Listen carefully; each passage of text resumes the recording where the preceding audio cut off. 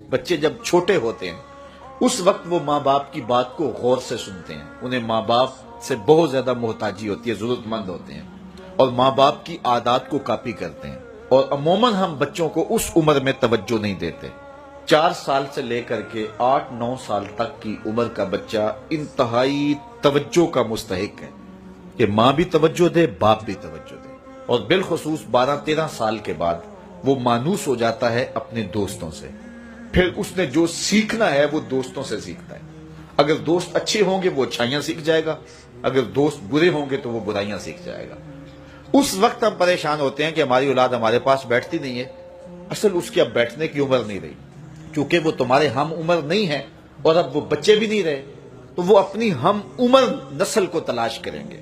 اس وقت ہم اگر اولاد کو کھینچیں گے تو وہ ہمارے پاس نہیں آئے گی۔ وقت جو تھا وہ ہم نے ضائع کر دیا، لیکن ہمیں پھر بھی اس دور میں اولاد سے غافل نہیں ہونا چاہیے۔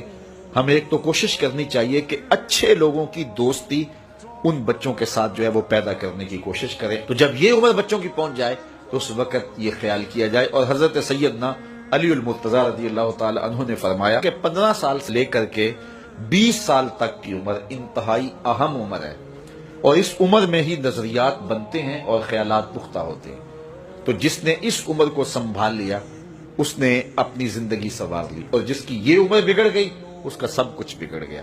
اس وقت 15 سے 20 سال تک کی اس عمر کو دوست بھی نہیں اتنا بگاڑ سکتے، معاشرہ بھی اتنا نہیں بگاڑ سکتا۔